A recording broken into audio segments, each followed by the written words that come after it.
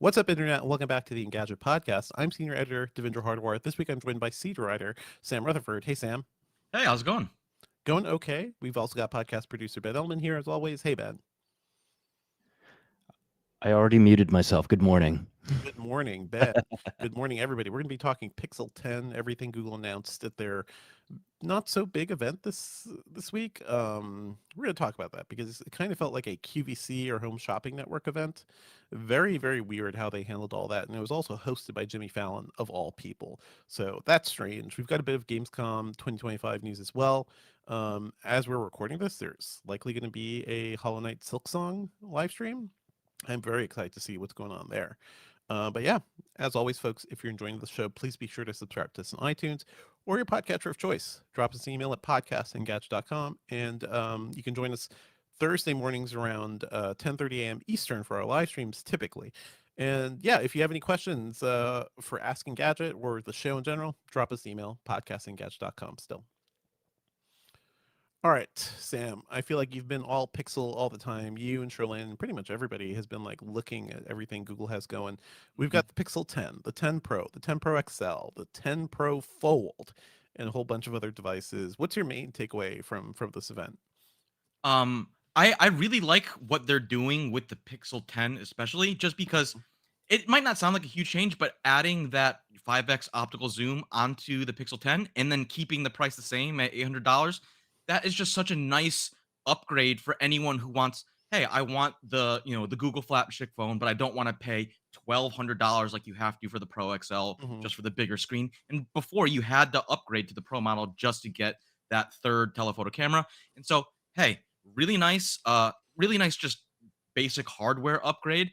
And then, they did some tweaking across the board. The 10 Pro, and 10 Pro XL are about 300 nits brighter, their screens, compared to last year's model. I think it's about going to be, I think, 3,000 nits for the 10 and then 3,300 for the 10 Pro and 10 Pro XL. So that's just really nice. But of course, the big thing is, hey, this is Google. They're going to lean hard into software and especially AI powered software. And there's some really interesting things that they're doing, especially when it comes to stuff like Magic Queue, which is using AI to kind of look at the data. And reminder, all the data stays on device. They're not paying the cloud for this. So, theoretically, less security concerns over stuff like this.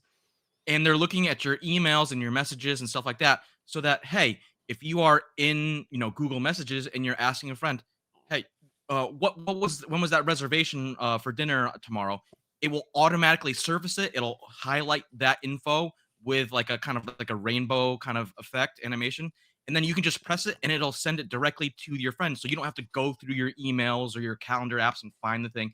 It just does it for you, and it's such like a low key just thing that everybody does all the time. And to kind of streamline that process and to, hey, here's the information you want in the app that you want it when you need it because someone's asking you for it.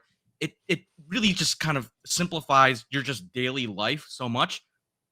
That said, because this does rely on you having the phone and just Mm-hmm. having your information already in there, that is one of the things that's like hardest to test during a demo hands-on. So I really like the potential for it. It remains to be seen, how long it'll take to get used to it, or how long it'll take the phone to like, integrate all this stuff into what it's doing. Is it only for Pixel 10s? Because It's they've for been all of the Pixels. So all the software okay. stuff, Yeah. aside from some special camera features, is going to be available on the full Pixel 10 line. Well, the full Pixel 10 line, but what about the Pixel 9 or any of the others? Can any of these carry Uh, older phones? as usual, Google's only talking about the new Pixel 10 series. Mm-hmm. I imagine that it should be possible to port this to previous Pixel devices, but Google's not saying anything about that just yet. Gotcha. And as far as design goes, these don't look very different. I feel like Google's just settled on the overall Pixel look, and it's not particularly exciting, but I guess it's true of Apple. It's true of pretty much everybody right now, unless you're who's doing like interesting phones. I mean, the Maybe the Galaxy S25 Edge, maybe. I mean, I still yeah. lean back to the Z Fold 7 as Hmm. the thinness of that plus it being a foldable is incredible. But you're right. These phones don't look across the board don't look very different than the last ones. We got some new colors as you always, and I do like the indigo blue model that's only available on the base Pixel 10 because it's It's a callback to that original blue hue on the Pixel One from Hmm. 2016. So hey, it's nice. Okay, but you're absolutely right. The hardware exterior design has not changed very much at all. I Gotcha. think nothing is doing interesting stuff in phones, No. but that makes me feel like I'm the one saying boo earns. Yeah, I mean, Hmm. and I think we went through the same thing with laptops, over the last 5-10 years, where laptops used to look absolutely nutty, and they kind of just all have a very similar shape. Dell's, not XPS premium line, they have their own look, and obviously Apple has its own look. But aside from that, a lot of companies are doing very similar things. Gotcha. What is it? What, excuse me, what if we've just reached max level with phone? I mean, I definitely We've think. found the perfect form factor. Yeah, I definitely think we've sort of hit that thing, and it's like, how often do you talk about the design of your dishwasher or the design of your refrigerator, laundry machine, whatever? It's sort of the same thing where it's like, I think this is more of a British term. It's kind of become like a white good, whereas like, hey, Hmm. these are all just like they have a basic design, a basic template. You can add a couple flares, and maybe you add some colors or some funny metal treatments on it, and that's how you distinguish yourself. But Hmm. you know, I think if you ask Google, they would say, "Oh, we have our camera visor, and that's very distinctive." And I would generally agree with that. And that's the one way that it's easy to tell when you're looking at like a Hmm. late model Pixel.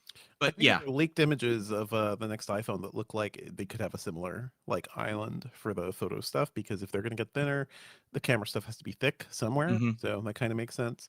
It's I, funny you I I brought up, will. yeah. Yeah, I Mhm. was I will say I like the camera visor because the horizontal thing makes it means your phone sits flat on a table, even and you don't have to worry about like it just feels a little bit more balanced. But that's definitely a minor pro. Yeah. It's funny though you mentioned dishwasher, fridge, and washing machine, Sam, because those are things I have thought a little more about because I got new washer dryer when I moved to this Hmm. house, but also I have a fancy Bosch dishwasher because I've always wanted one. And there are ways to like stand out in design in really boring categories. I feel like the Pixel 10 Pro Fold could be that for Google, right? Like how different is that from last year's model? Almost exactly the same as Okay. well. They Okay. they're they that, the Pro Fold, the 10 Pro Fold has gotten a little bit more refinements. If you I have some side by side shots, in my hands-on, and you can see one of the complaints on last year was that corner, that rounded corner in the top left was kinda big and chunky, and so Google slimmed that corner down, and they kinda slimmed all the bezels down, and so, at least for the Pixel 10 Pro Fold, the outside screen is actually a tiny, tiny bit larger. Not so much that, it would, you wanna throw out the old one, but it does look a little bit sleeker, a little bit more streamlined. And I will say, to Google's credit, they did keep the weight and the size the same, which is pretty important because, hey, now the Pixel 10 Pro Fold has a full IP68 rating for dust and water resistance. Foldables before have done the 8 for the water resistance, but not the dust. And that's really important because I think not only should all flagship phones have that, but especially on an expensive phone and something that is prone to like stuff getting inside that hinge, adding that like certified dust resistance rating is super important. So, hey, they were able to keep the overall dimensions almost exactly the same. And there's a new titanium backplate on the main flexible screen and a kind of a thicker layer of ultra thin glass, which I know is a bit of an oxymoron. But so it should be significantly more durable than before. So that's definitely improvement, especially when it comes to foldables. That's good. Before we move on from the phone, I'm curious if they said anything about whether or not tariffs were affecting their prices. I imagine kind of two scenarios where one, like they would say nothing because they just want you to think that everything is perfect forever, but it's on everybody's mind. Like, how were they able to stick the same price as last year when like monetary policy has been all crazy? I mean, that's a good question. I think that's like they didn't actually talk about that much. Obviously, the prices are same, pretty much the same, exactly the same year over year, which is great for everybody. I don't know if Google just decided to eat those costs, or if they were able to, do some extra refinement, or do some business deals that Mhm. were able to kind of reduce the impact of tariffs a little bit. But at least for the consumer side, we're not paying any extra for the latest models, and that's a good thing. That's a win across the board for everybody. Maybe that's one reason why the designs have not changed much. So they didn't really have to shift much beyond the internal chips Yeah. and some of the camera stuff too. So that's kind of cool. I did see some reporting the Pixel 10 Pro Fold, the whole IP68 thing. I think Google admitted at one point that IP68 does not last forever. Like it wears off over time. Yeah, yeah. I So mean, it's not- especially when it comes to the water resistance, a lot of those seals and gaskets, they age and they get more brittle and they crack. And but you know, most of the time, most people aren't just going to go chuck their phone in a pool, right? It's like, Mhm. you splash it with water, you drop it in the sink or something. That kind of stuff generally holds up over time. It's like, if you're dropping it down to 5 feet and like doing the IP68 test Right. for, 5 feet of depth for 30 minutes, I believe it is, then yes, you're gonna run into some issues there. It's just kind of an overall general durability, everyday usability thing that is just really nice to have. Yeah, it's more durable. That's a good thing. How do you feel about the event overall? Because I was surprised. I did not realize Jimmy Fallon would be hosting this and hosting Mhm. it like fully, like going through all the different products, kind of introducing the Googlers. I could see what they're doing because they want it to feel like an alive event. It's live. If there are any problems, like in the demos or in the testing, they're all live, right? They're not hiding behind a polished video like Apple. But also the vibe I got from it is very much like polished in another way, polished in the way of like QVC or the home Yeah. shopping network, where they're like, look at this beautiful product, look at this beautiful camera. And it felt really stilted and rehearsed. And also, I am far from the biggest fan of Jimmy Fallon. I think he is kind of a hack. So his energy also did not really help the situation, I think. He's got some mildly malevolent vibes. Yeah, Let me just and say Yeah. that. Yeah. I would say that like I would have sort of I had the same opinion of Jimmy Fallon before I went to this, and he kind of won me over just a tiny bit. And so in some ways the whole presentation kind of felt like a late night talk show meets your traditional tech keynote. And that was a really interesting kind of twist. And I think part of the reason why it's like, hey, this was the 10th generation of the Pixel phones. And so Google wanted to do something different. And I think they definitely achieved that. But you're right. Some parts where, we had, Jimmy talking to some of the Googlers and they were talking about, oh, the phone is can do this and it's really awesome. Definitely had some QVC vibes where like, you were watching a televised presentation where you were there, someone was trying to get you to buy something, which, they actually kind of were. So, and like on some level, it's like I think Jimmy, he is self-aware to a certain level where he's like, oh, he was making cracking jokes about like, oh, I know about agentic AI. That's the name of the game, and it's like, he had some culpability in the fact that like he is obviously not the most tech enthusiastic person, and especially for most Just people, like I'm heck, pretty though. For new listeners who don't realize, Jimmy Fallon was on the Engadget show way back when, like Wait, really? 2011. I didn't Way know back that. when. That's awesome. The old guard in Gadget. I believe he was Josh Topolowski knows him or knew him. But that was also when the Engadget show was like in a theater, like in a big live event. Go back and go look up some of that video. Mhm. So he is a tech enthusiast, and he's had Marquez Brownlee and other people on his show too. So like he is Yeah, sure, excited for about sure. tech, but he's just not, not as informed as a Googler. Right, like a bit, I'm not saying like, he is not like an AI researcher, and so like, some of the stuff like, you know, he can be a tech enthusiast, but like, he was out there like literally chanting IP68, and it's like, Yeah. hey, Jimmy, like, you know what? I don't care. Like, I think, more people should know about this kind of stuff, and so even if it's like not the most necessarily like it feels a little bit forced, I'm okay with it because he is making a decent point, at least in that case. Mhm. um, but it was really interesting to just kind of see this production um kind of take place. And they had a ton of celebrities. It wasn't just Jimmy Fallon. Nick Jonas showed up. There was like a just Mhm. nonstop kind of celebrity cameos. Steph Curry was not there, but he was like, hey, he's gonna be the new kind of uh fitness coach and using AI to like improve people's jump shots, which is like, Mhm. okay, if obviously I'm not gonna get Steph Curry to coach me, but if I can get AI to like help me sink an extra three every now and then when I'm playing pickup, okay, I'm down for that. Mhm. Obviously, it remains to be seen how effective that actually is, but it was a really interesting twist on your traditional keynote, and so I'm okay with it. I would love to see them maybe kind of explore this territory a little bit more because as someone in the tech world, I definitely appreciate a live presentation, live Mhm. demos because you are seeing the stuff that goes on, and some of the demos were like they did your real-time voice translation that sounds like your actual voice, you could hear the audience react, be like, "Oh wow, that's actually Mhm. impressive." And kind of same thing for like the natural language voice editing feature, which is like, hey, not everybody wants to learn Photoshop. Not everybody wants to, dial sliders back and forth to adjust brightness or contrast or sharpness and stuff like that. And if you can just be like, ask the phone, hey, can you remove the reflections on this photo, or can you draw sunglasses on a llama? That, being able to just be like, this is kind of the Star Trek ideal where you just like, hey, computer, can you do this thing for me? And the computer knows exactly what you want and it Mhm. does it effectively. And so being able to see that and see that in a live demo in real time, I think definitely has more of an impact than, to your point, some of Apple's like super well rehearsed, almost like cinematic style Right, keynotes that they've been doing recently. right. Gotcha. It's worth pointing out they had a lot of influencers, a lot of content creators on this event too. The Call Her Daddy lady was there. I Mhm, that listened to the Cody video. Rigsby, a Yeah. famous Peloton trainer, was there too.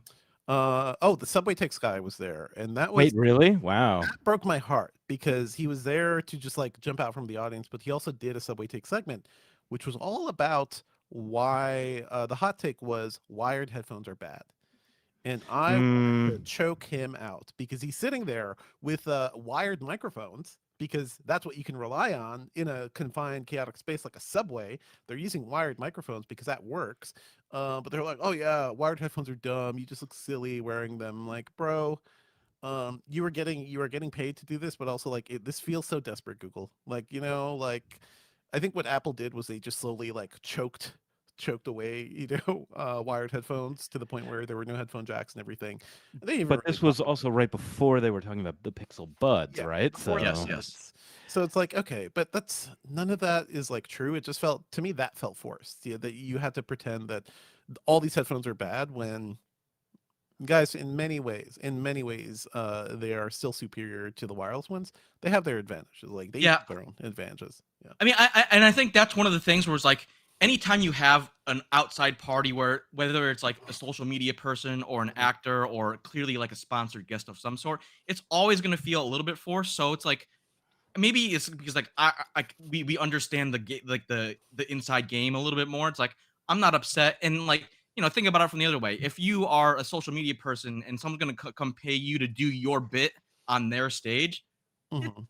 are you gonna turn that down? So it's like Right. I'm not not too upset about it. This is the key difference between content creators and like actual media and journalists, right? Like people keep saying, "Oh yeah, the influencers, they're the new journalists, they're the new reporters."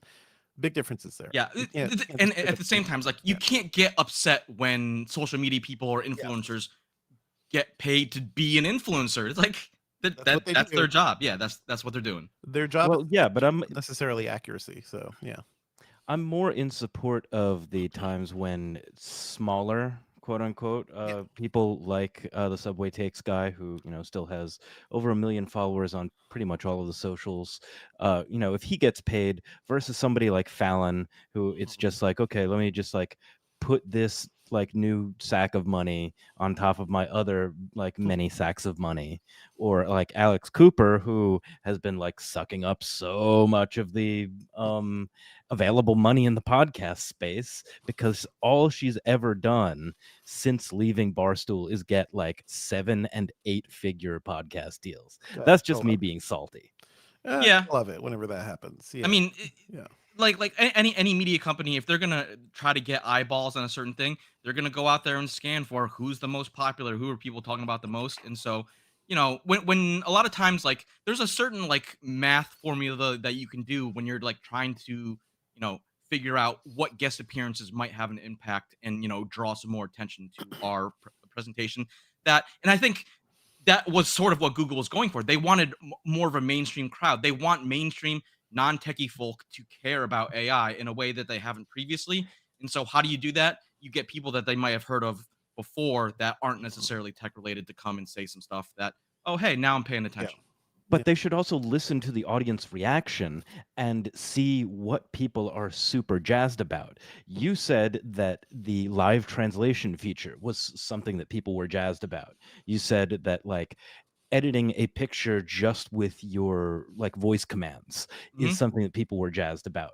I still don't see those use cases being like put front and center in other AI stuff, but let's get back to actually talking about the Pixel event. So you were talking about the camera visor a bit ago, Mhm. and there's a new like UI for the camera screen too. Yeah, well, there's a new UI specifically for the Pixel 10 Pro Fold, and that's when you're using the main screen, and that's kind of just it's really nice. So you have the viewfinder on the right, and then as soon as you take a picture, it shows up in a separate pane on the left. And so, hey, you can just see what picture you're taking and instantly, review it and compare. Like, oh, I got the shot. Do I need to take another one? So for foldable people, that's a really really nice change. And then also for the Pixel 10 Pro Fold, there's going to be some new drag and drop, being able to move files between apps and some multitasking features, which is really nice because compared to the Z Fold line, Google was actually a little bit behind, especially on like the more pro user multitasking features. Now that said, there was one more feature that I want to talk about related to cameras that was super impressive, and that is Pro Resume. It's Mhm. only available on the Pro models, the Pixel 10 Pro and Pro XL. But basically, what the Google's doing is that there's a 5x optical zoom. That's your basic camera hardware.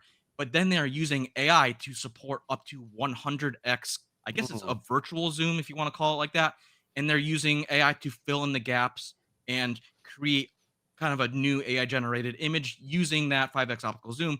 And Hmm. honestly, the results are surprisingly good. Um, I was, we were for our demo, we were kind of shooting across the pier over on the west side of Manhattan, Mhm. and we were getting shots of a water tower that was easily like half a mile away, Right. or maybe not quite that far, a third of a mile away, and it was like just being able to get that shot, you could not get anything as sharp or as clear, Mhm. just based on the camera hardware that's on the phone. And so it's like, oh, okay, if you're going to use AI to kind of unlock new capabilities, I'm down for it. Cool. Anything else you want to mention about the accessories and other stuff? Like they finally have full Qi2 support. That's cool. So finally, like a MagSafe equivalent on all these devices. They have some new chargers. They also announced the Pixel Watch 4, right? Or Hmm. at least we got more details about that. Yeah. And So, Ellen? Actually, before we go to the Yeah, Pixel Watch 4, can I ask a sure. question about Qi 2? So yes. if your friend has a like just basic Qi 2 puck or something, they're like Hmm. a dedicated Android person, Hmm. and you are a longtime iPhone person, Yep. or vice versa, can you finally charge your phone at your friend's place? You can always do that. It's the magnets that are the problem. And now a lot of these are Yes. magnetized. And So, so, yeah. yeah. So to kind of get in the weeds a little bit, Yeah. so Google is making Qi 2 support available across the Pixel 10 line. The difference is that Google is kind of branding that tech on the Pixel line as Pixel Snap. Now, uh, Pixel Snap is fully compatible with Qi 2. All of there are some small wrinkles in there, which I'll get to in a second. But basically, if you want to take your MagSafe charging puck and slap it on a Pixel Mhm, 10, it mhm. will work just fine. And same thing with pretty much all of the like MagSafe accessories and magnetic charging stuff, your magnetic wallets and stuff like that that go on the back of the phone. Those will all work just fine because, hey, at the end of the day, Apple contributed to the standard that is Qi 2. And so this is why I've been like crowing about this for a while. Last year in 2024, I wrote Android manufacturers dropped the ball on Qi 2 support. Um, and so now, hey, we have finally a major Android phone maker is doing full support almost for Qi Mhm. 2.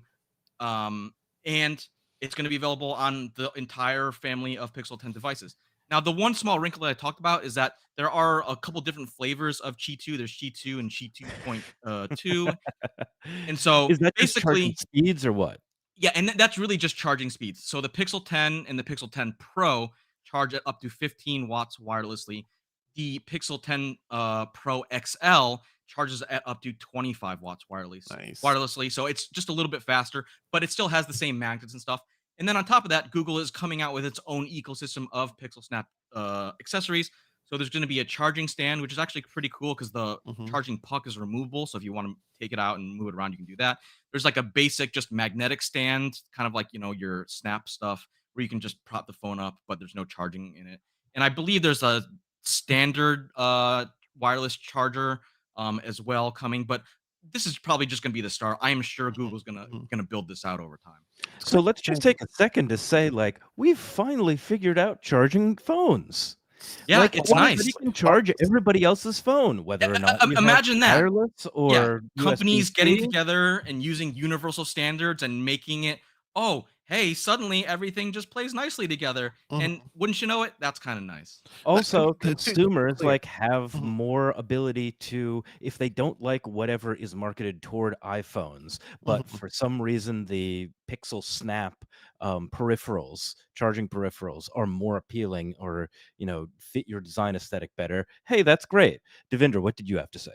Uh, Wireless charging has always worked between all these phones. Like it just works. The problem is the magnets, like having it snap into place. So Yes. that's what MagSafe does. That's what Pixel Snap does. It is unfortunate that by being called Pixel Snap, this is a thing just for Google's phones. And I feel like it would be better if it was a thing they could be like, hey, all Android manufacturers, like, here's a thing you can deploy across all of your phones instantly. I Or agree. if It they would be all nice just called if it Qi, like, Yeah, it would be nice if Apple and Google just decided to like, hey, we're gonna stick with the Qi 2 branding just so it's very clear that this is all the same stuff. Mm-hmm. But I think, people will figure it out pretty quickly. Yeah. And I love the magnets. I love the magnets. Use it for my car holster. Like that vent, magnetized vents, so much better than clamping vents or Hmm. clamping holders. Charging by my phone or by my bed. Like all that stuff is great. Let's quickly talk about the Pixel Watch 4, which okay is a thing. I don't know if anybody's particularly excited for it, but how does it look, Sam? It looks very similar, but there are some subtle changes. So now the glass on top is kind of domed, it's curved all the way around. But the more importantly, the display is larger on both sizes. They have slimmed down the bezels, which makes the display look even that much larger. And for me, as someone who's been wearing the Pixel Watch 3 for the last year, they made a new charger, and the old charger was so bad because it had these pins, and you could like I lost track of the number of times I would put the Pixel Watch 3 on the charger, Mhm. walk back and go, "Oh, it actually hasn't been charging for the last hour, so now I got to wait again." And so now it's a new kind of magnetic wireless charger, and it seems like it works a lot better, and it has a little bit of extra functionality where if you put it on its side, it kind of functions as like a little clock Yeah. on your nightstand or whatever. And so that's really nice. And then there's new satellite connectivity, so if you're in an emergency and you don't have service, you can still, hey, send out that SOS for help, which is obviously very, very nice. But it's, I think Google kind of perfected or like crystallized the design of the Pixel Watch last year, and so now it's about adding features and refining, and just like expanding some of the like health and fitness tracking to more things. And so the Pixel Watch 4 is not a revolutionary change, but it is a very nice, continued improvement on, I think, Hmm. what a smartwatch that is kind of slowly picking up steam a little bit. Yeah. I don't think I've ever seen a Pixel Watch in the wild. It feels like a thing that is only among Googlers, but yeah, outside of New York, I don't really see too many I Pixel. mean, the Apple Watch is still so dominant in the Yeah. smartwatch space, where it's like it's the Apple Watch, and then you have like running people who use Garmin's and stuff like that, and then there's like a much smaller section in between. I see Galaxy watches every once in a while. I do see a handful of Pixel watches, but yeah, absolutely. Hmm. Anything else you want to mention, Sam? I think the Pixel we Buds gotta 2 talk are about the exciting. buds. Yeah, the Yeah, buds. there are some new Pixel Buds 2A, Mhm. and this is nice because they're bringing active noise cancellation to a more affordable price point. But aside from that, I mean, there's a new stabilizer, so they'll kind of fit more securely in your ear. But these are kind of the mid series refresh. We didn't get a new full version of the Pixel Buds Pro, so that's kind of what. If if you know what the Pixel Buds are, the Pixel Buds 2 are the Mhm. slightly more affordable but upgraded version of those. That's cool. How do you prefer, like, do you like them more than AirPods at this point than AirPods Pro? Because it's gotten to the point where I feel like AirPods Pro are just so essential. Like, if I leave the house without them, even though I have other wireless buds, it feels like I'm missing something. It just doesn't feel as I nice. mean, as someone who does not use an iPhone as my daily Mhm. driver, I can't really use the AirPods Pro because they're so like limited on features and like when you try to connect them to other devices. I'm not even sure they actually connect properly on Android You get devices. basic Bluetooth, I think. Yeah. Yeah, you get like the most basic functionality, so Mhm. they're not even an option. I still think that like it's kind of a sad state of affairs that basically whatever phone you have, you should probably use that company's buds Mhm. unless you want to use basically Sony's offerings. And then that's like the one third party that like actually can stand a actual chance against the other like That's Samsung, true. Apple, And Google. Bose is releasing a bunch of stuff too. Mhm. All right, cool, cool. Thank you so much, Sam. Let's just move on to the rest of the stuff, and we'll do Q&A with the audience right after. Moving on to all the other news happening this week. Gamescom 2025 is happening in Cologne, Germany. I feel like the biggest piece of news is that the Xbox ROG Ally handhelds. They're going to be available on October 16th, so that's something we've been like waiting to hear. These are the essentially the Xbox ROGs, the ROG Ally sort of running Windows, and we'll have direct access to Windows and Xbox games. Sam, are you at all excited about these? Uh I am, and it's kind of for an under the hood thing Yeah. because the ROG Xbox Ally is kind of the same thing as the ROG Ally X, but with a little bit, they have definitely changed the grips, and I think they have done this because Microsoft wanted it to feel more like you're holding an actual Xbox controller, so that's why they kind of have those more pronounced grips that stick out, even though it's not the most attractive design, I would probably say. Hmm. But I think the key thing is that this is for the first time, and Xbox mentioned this during Gamescom, is that the Xbox teams actually has the ability to change some of the underlying background processes that normally run when you're running Windows 11. And so theoretically, if you can reduce the overhead of the operating system and kind of cut down some of those unnecessary functions, maybe you're going to get a little bit better performance and you're going to get more on top of all the UI changes that make it feel, hey, you don't boot straight into the Windows 11 desktop. You boot into the Xbox app menu. And so you can just launch your games right away instead of having to like log in and then fire up Steam or fire up the Xbox app. It's giving you an experience that's more like the Steam Deck, Hmm. which is I think all handheld makers should be trying to achieve that. Like, hey, you have a dedicated gaming handheld. Just let us turn on the machine and boot into the games without doing anything else, without needing to do anything else first. Hmm. Hmm. Yeah, seems intriguing, but also it's joining like a crowded field. Like there's the Lenovo stuff. There are a ton of things that are just Windows devices. I do wonder if some of those software tweaks are going to make it over to the other Windows handhelds. Yes, Like that and would be that's nice. that's one of the big questions that I have is like, Hmm. is Xbox going to release this to the wider ecosystem of Windows gaming handhelds? And I think in their, it would benefit them a ton to do so because they don't care what hardware you're using really. They just want you to be in the Xbox Microsoft family because hey, maybe you buy devices or buy games from the Xbox store, Microsoft store, whatever. So I really hope that they do that.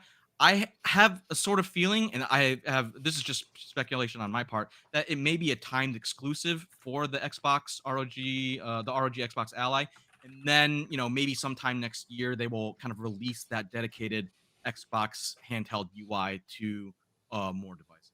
Hmm. Hmm. Um, Also, what's happening during our live stream right now, which I have not had a chance to see, there is a Hollow Knight Silksong live stream happening The starting at game is real. It's gonna happen. real. It's happening. This is wild because we first previewed this game. Matt Smith and Engadget previewed this game 6 years ago, and we've been sitting waiting for an update. And I really would love to know. Like, I hope they release some sort of documentary about the development of this game because, like, what is taking so long? It is a follow up to Hollow Knight, one of my favorite games on the original Switch. I think in the early pandemic, that was a game I just spent a lot of time with. Um, it's a 2D actioner, with really specific combat. Like it's a tough game.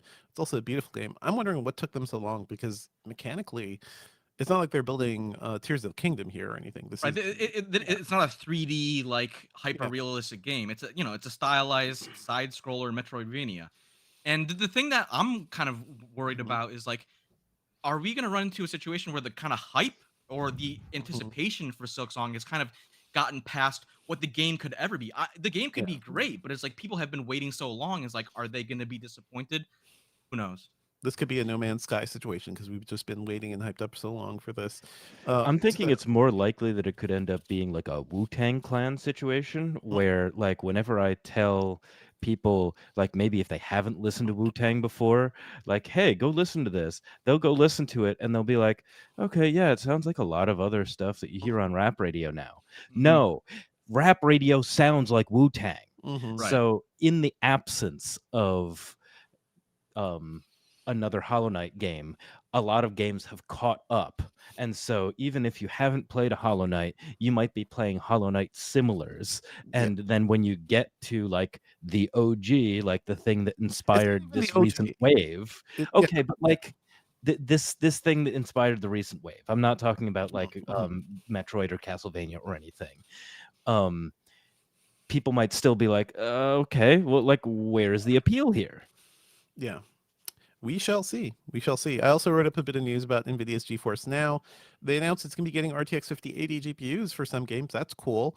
And they're not raising the pricing. So that's also cool. For $20 a month, you get a pretty decent chunk of like stuff. You get 100 hours of playtime, 15 hours of rollover, 8-hour long sessions. So like continuous sessions and access to all the features from DLS4 on the 5080. Right now, the 5080 is only going to be on some games like Doom: The Dark Ages, Indiana Jones, and Cyberpunk.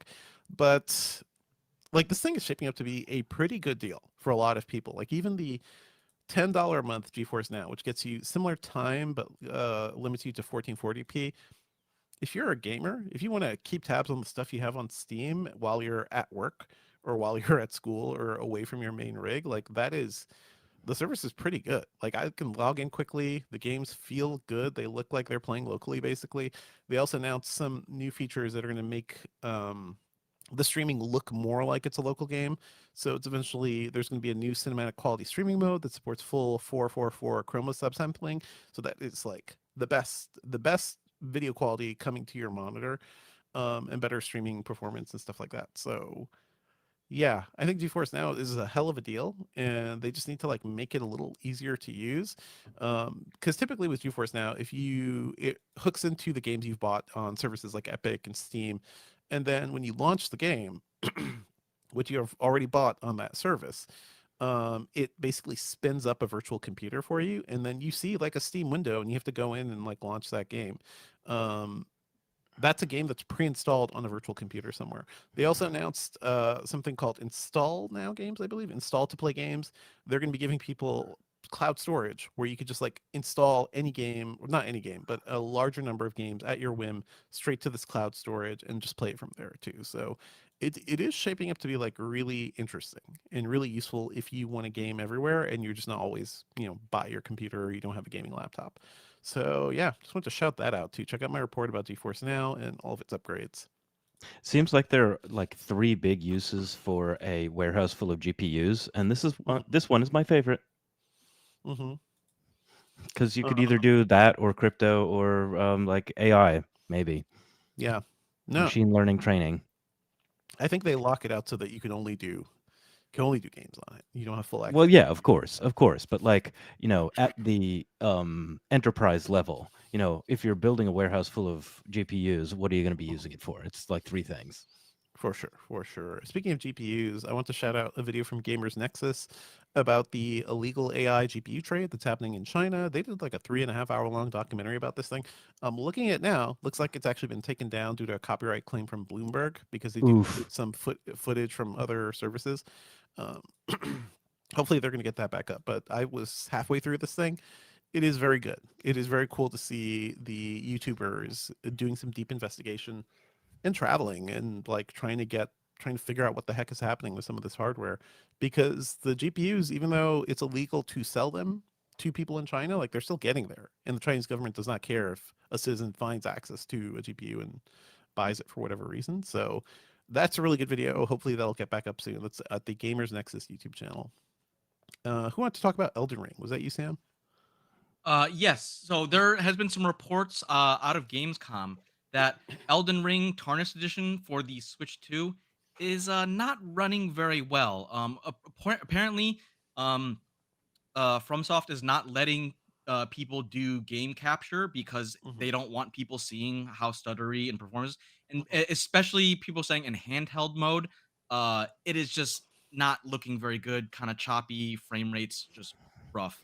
Um, and if you know FromSoft, especially if you're an old school like Dark Souls player on PC, that game ran awfully. And you remember, if anyone remembers that they had the DS fix, uh, there was so many workarounds to try to get original Dark Souls working well, and it's really disappointing because theoretically there's no reason that should be difficult to run Elden Ring on the Switch 2, especially with its like improved performance.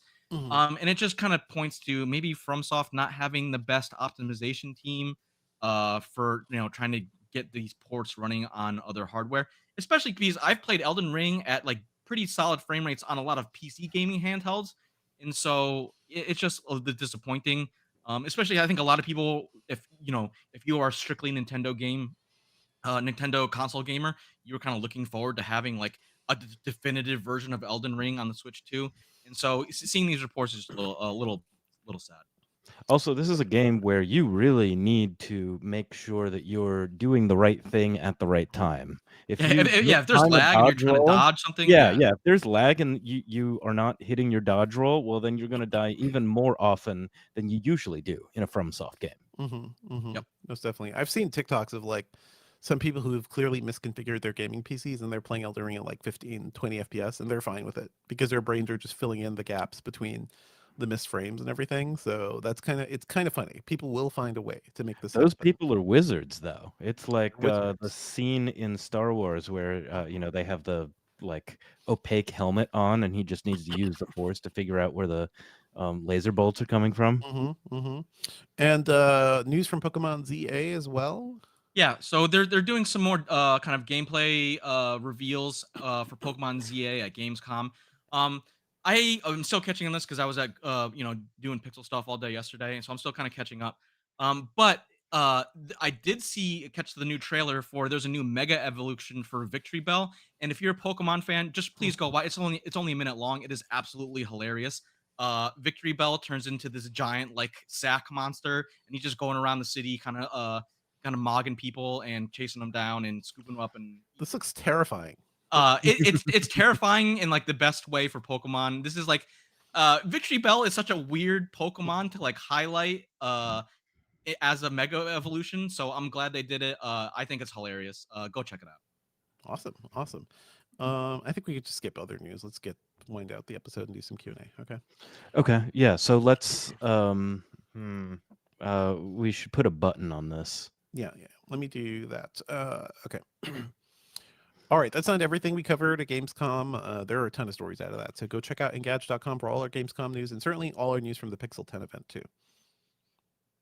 Okay. Let's move on to what we're working on. Honestly, I'm just thinking a lot about the end of Windows 10 and thinking about how we can cover that in a couple different ways because people seem worried about it. So that's me. I'm also working on a piece around EVs and kind of like why it may be a good time to consider buying one, especially if it's your second car It is or absolutely a great time to buy an it's a EV. great time. Absolutely. So, Sam, anything you want to shout out? Yeah, I mean, obviously, I'm working on Google stuff. But for all the listeners, IFA is another trade show that's coming up, also in Germany. So we should be getting a ton of new, especially if you looking for a new laptop, some new laptop news. But obviously, another tech show is always good. There's gonna be a ton of gadgets. And then right after that, if you're trying to block out your calendar, it's probably looking like iPhone season's coming up again real Mhm. soon. Probably we don't know for sure yet, I don't think. But probably second week of September is Yeah, kind of what yeah. it's shaping up to be. So if you are in the market for a new iPhone or want to see what Apple's got cooking, stay tuned for that. Awesome. Awesome. Let's move on to some pop culture picks for the week. And I just want to shout out Mafia the Old Country. I am shocked that this series is still going on. I remember playing the first Mafia. I think it came out like 2003, 2004, and I played that in college, and it was such like it was definitely a response to like Grand Theft Auto, but it also was doing its own thing as like a classic gangster franchise. I never played Mafia 2, but Mafia 3 was also really cool. That was had like a cool 70s vibe. This one goes back to Sicily and goes back in time and is basically telling you sort of like the flashback sequence in The Godfather 2. It's sort of like that. Like somebody who is very poor who finds their way working into a crime family and drama ensues. I think it's really well done. Like it is if you like games with strong narratives, like games that maybe sometimes feel like they're on rails, but games that will give you a chance to just like really absorb yourself in their worlds. I think the Mafia series has always been great. It does take a while to get going. I think it took like an hour before like the intro kind of ended, but otherwise, I really, really like Mafia: The Old Country. So check it out if you can. What's up, Sam? With you?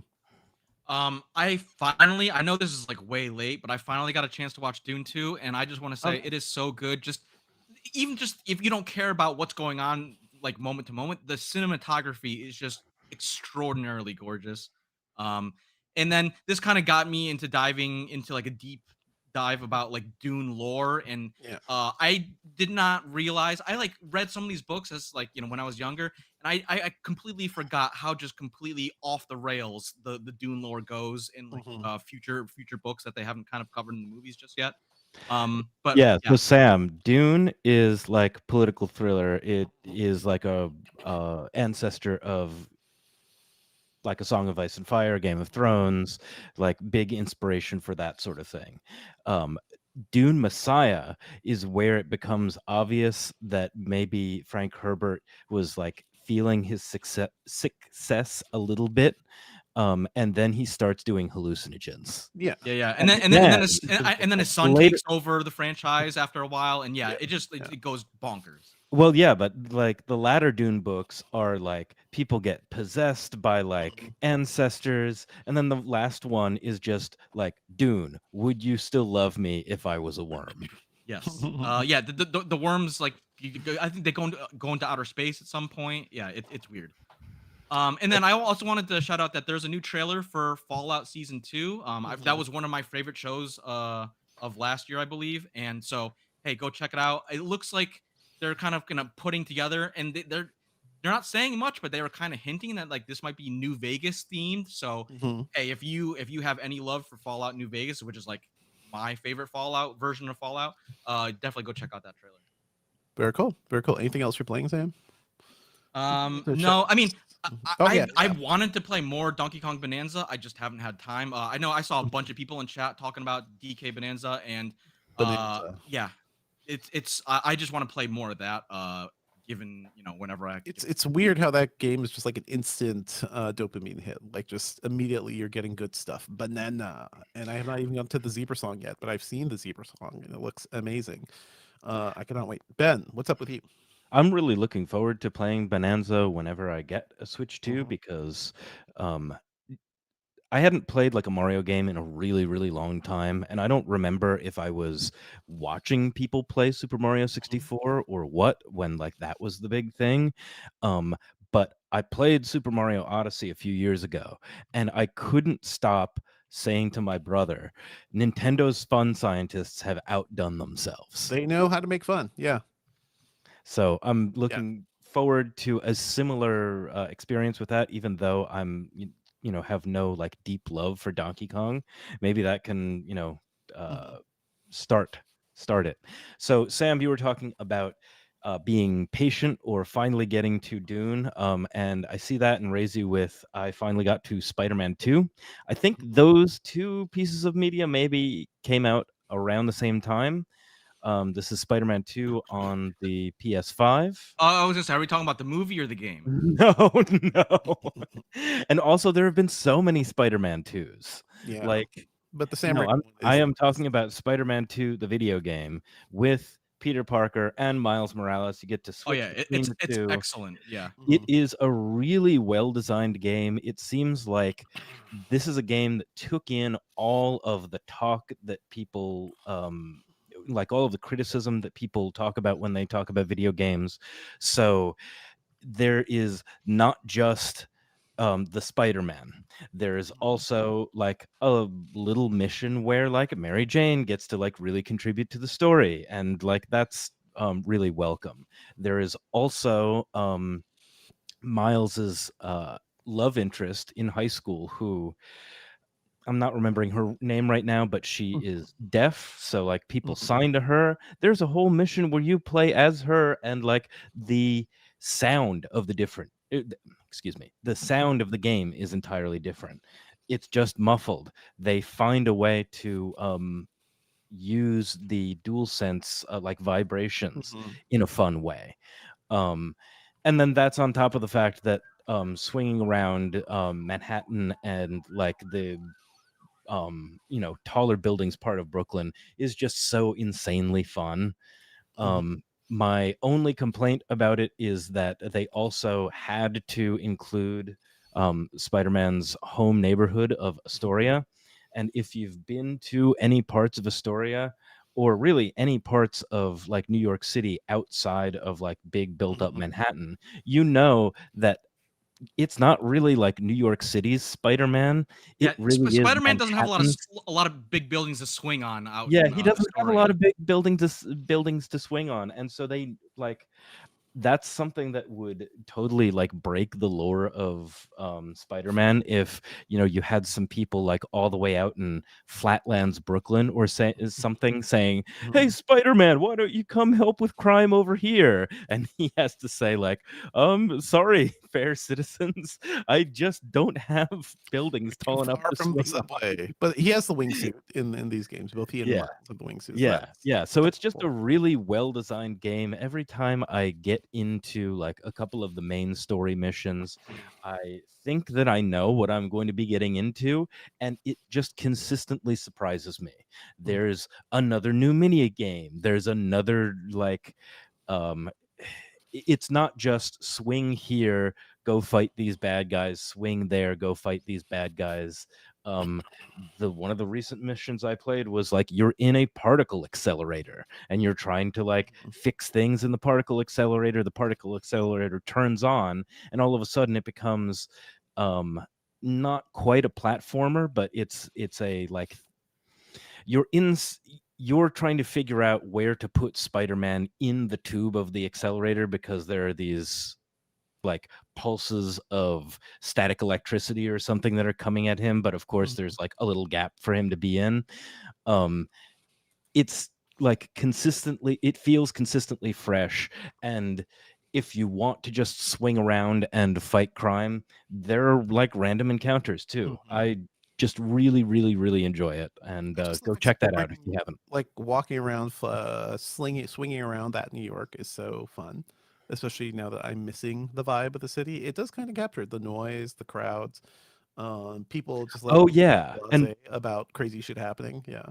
if we're talking about like environmental storytelling and like being in a big city too, Hmm.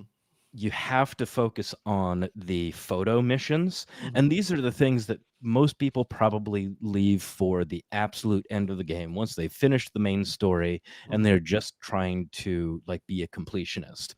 But you're going to like just these little fun things. It's little fun scenes that you're taking pictures of, um and all of them are just like very big city things to do. So like one of the photos is people having a picnic on a roof. Another thing is like down on the like lower part of Manhattan, near the shoreline. There's no sand in real life New York City around there, but like maybe it was leftover from Sandman, like the very early intro mission or something, but like people made like a really big, intricate sand castle. It really makes Or you Cool. appreciate the world building that they do Yeah. for that. yeah, yeah, or like people, on the street with sandwich signs, the end is near, that sort of thing. And then when you send it in to like the nice newspaper guy, you're not sending this to J. Jonah Jameson. He will call you and give like a little bit more storytelling. So Hmm. I just thought it was really, really cool. That's very cool. I need to finish that game. I think I'm like halfway through. But yeah, Spider-Man 2. Thank you so much, Ben. I think we can wrap. Okay, let's get to the credits. So thank you everybody for listening. That's the end of our episode. Go check out all of the new Pixel stuff. Our theme music is by game composer Dale North. Our outro music is by our former managing editor Terrence O'Brien. The podcast is produced by me, Ben Elman. You can find Sam online at. At Sam Rutherford on Twitter or on Blue Sky, whichever one works. Mhm. You can find Devindra online at. At Devindra on Blue Sky, and also talking about movies and TV at the Filmcast, thefilmcast.com. If you want to send me your favorite Spider-Man story or run in the comic books, you can find me at Hey, excuse me. You can find me at Hey Bellman at Blue Sky. Email us at podcast@engadget.com. Leave us a review on iTunes and subscribe on anything that gets podcasts, RSS or Spotify. We'll see you next week. We're out. All right. What's up, chat room? All right. Yes. Let's talk about chat for a little bit, or talk to chat for a little bit. So Declan said, so this was in the context of Qi 2. Declan said the magnets Apple took out of the iPhone 16e. Yeah, we complained Yeah. about it. Yeah. I mean, and so I'm wondering if this is also like an ominous portent for Apple moving to some other proprietary thing. And I mean, I know that the US is not going to hold them to account and say like you need to keep like a USB-C slot. But hopefully like Europe can, because thank you Europe, you also got us RCS on iPhones, so keep it coming. I'm just gonna be really upset at any phone makers who come out with a flagship phone starting right now that don't put a magnet inside, because just let's get on board. There's no excuse for it. Samsung, you kind of did your half measure this year with your Qi 2 ready and then not putting a magnet inside. It's time to stop all that. Let's just everyone. Hey, we've almost gotten there with putting USB-C on everything. Hey, can we do the same thing for Qi 2? Just make it happen. Totally. And for the 16e, I think it's just laziness from Apple, right? Like the job was to make a cheaper iPhone, and they cut out a lot of stuff. Like I said, like that thing didn't need a OLED screen, but they prioritized OLED over stuff like, Qi 2. So Jonathan Anderson is referencing an ancient meme that I'm not even going to mention, not because it's like bad taste or anything. It's just we've mentioned so many ancient memes on this show that I don't think we need another one dating us. We are Kevin says Ben smacks it out of the park again. I still don't know whether or not you're razzing me or not, but yes, I did stumble a little bit on the outro, but things have been getting better, believe me. Kevin says was asking me how many phones I have on my desk. This time of year is particularly bad because it's like this is like the start of like when all the phones come out. So after like usually halfway through the fall, I have to like do like a big thing and be like, hey, I need to get rid of stuff, and I'll like call up all the manufacturers like, hey, let me send this back to you because it gets overwhelming. Devindra, I'm sure you have the same with the GPUs. You must have like a stack with that's like GPUs, with laptops, and they don't even want GPUs back, so they just get like piled back there, which is helpful because I have to do comparative testing like whenever a new batch comes out. So, but yeah, the laptops are a problem. The monitors are a problem. I hate having to return monitors. God. I want to review more monitors. I just don't have the space for them. It sucks. So Sam, can you like give us a peek behind the curtain? Do you have multiple cell plans? Because I definitely wouldn't want to switch my main phone account over to like a test unit phone that I'm only using for maybe like 8 hours that day. And then, I get an important text. Let's say like your wife says, hey, can you pick like one or another kid up from daycare, and you accidentally miss it? Like, how does that work? Yeah. So a lot of times, that's one of the nice things about like modern messaging services is that it doesn't matter what phone number you have, as long as you have an internet connection, you can usually get all your messages. So that's very nice. I usually have 2 or 3 SIM cards that I swap around in the phones that I'm actually testing. eSIMs have also made that a little bit easier slash more annoying because sometimes you go, hey, let's transfer this eSIM, and it just stares at you like you're crazy. That happens quite frequently. And then every once in a while, some of the bigger companies are nice and they'll give you like a review device that comes with a SIM, and it'll be good for like 2 weeks or maybe a month, and then the SIM gets deactivated. So that is kind of, kind of picture like peek behind what we do. So yes, I when I'm testing stuff, I try to make sure it has an active connection, but it's not always possible, and especially for someone like the Asian phones that just don't have the proper band support and stuff like that. So yeah, I try to keep a couple sims on hand that are active, and yeah. I think that's the way to do it. Big companies just like grant some access, like give a short-term sim, so you don't have to like do all of that like swapping work. You can I just think get I've done straight that into the from testing. I will say forever. that Yeah. has become a lot more rare. It used to Mhm. be much that used to be much more commonplace, and a lot of phone makers have stopped doing that. Mhm. Um, That's annoying. It's super annoying. Like when I was it's reviewing, annoying, but it's like because I have extra sims, it's not actually that big of a deal. yeah, when I used to review like iPhones and Android phones more frequently in like 2010, 2012, they all came with Sims and they Yep. expected you to just deal with that. Yeah. All right, folks. I think we're Yeah, let's see if there's anything else. Oh yeah, DPro9 said something about the Pixel 10 having Bluetooth 6.0. mm, Have you heard anything about like new capabilities on Bluetooth 6? Because I went down a little research thing right after DPro said something about that. Because my like big bugaboo is like calls on Bluetooth still sounding terrible, and it's mostly because like Bluetooth just doesn't have that wide a bandwidth. But there's a possibility that some new earbuds or some new like headphones are going to come out with like Qualcomm chips that use Wi-Fi rather than Bluetooth, and that could sound better. But I don't think that Bluetooth 6 is going to solve any of that, right? Also, call quality in general is just a weird thing because a lot of times the call quality is determined by the actual specs of the like old school phone wired call quality specs. And so everything is just weird. So a lot of times like, that's a lot why people use FaceTime is because it's not going over the same like traditional, cellular call spec protocol. So that's one of those weird things that's like if you just get like a regular old call, sometimes it just sounds like garbage.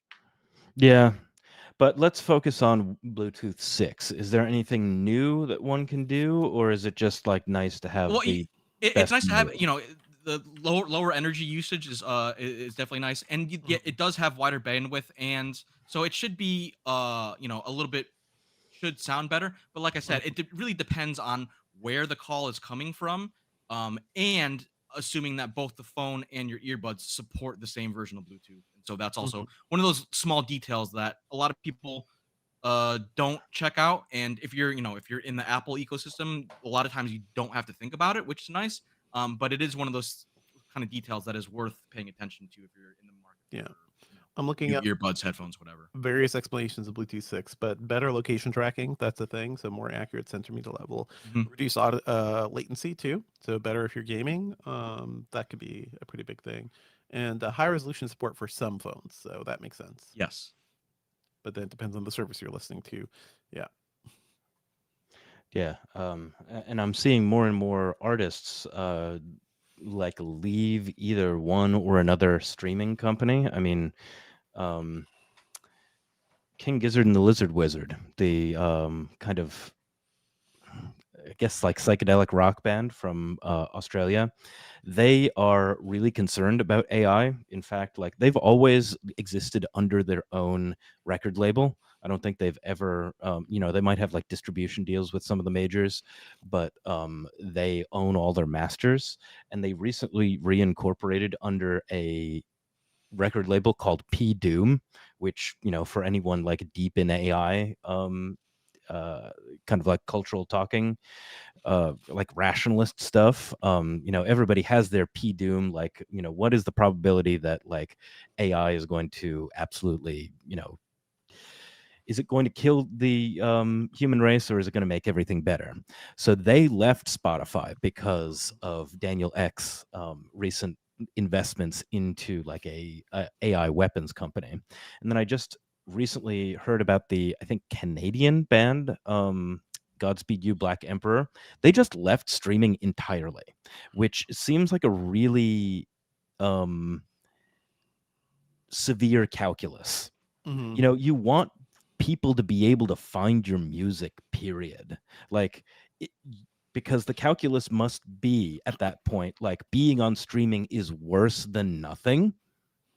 And I don't know how you get to that logic. Yeah, you pay pennies. That like you get pennies if you make money off streaming is the thing. So I could see doing like, hey, here are our best greatest hits, right? That's all that's there. If you want Mm. full albums, if you want other stuff, come buy it at Bandcamp or wherever.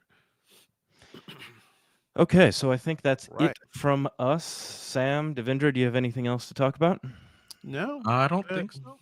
Yeah, Okay, we're so prepping for iPhone rumors. We're gonna have Mark Gurman on at some point, hopefully to chat. oh yeah, one last thing. Actually, the letter Y popped into the chat to Mhm. say that the Silksong release date is in early September. Nice, nice, Hey, we got a date. nice. Yes, Silksong release date September 4th. So thank you for doing that. That's a perfect segue into just thanking the chat for making our conversations better. You bring in little details that we wouldn't have been able to bring in because we can't stream this show and also watch the Silksong live stream at the same time unless we were only talking about Silksong. So there you go. You have a new piece of information. Everybody come back next week or potentially the week after. We need to figure out whether or not or what kind of stream we're doing next week. And we'll see everybody soon.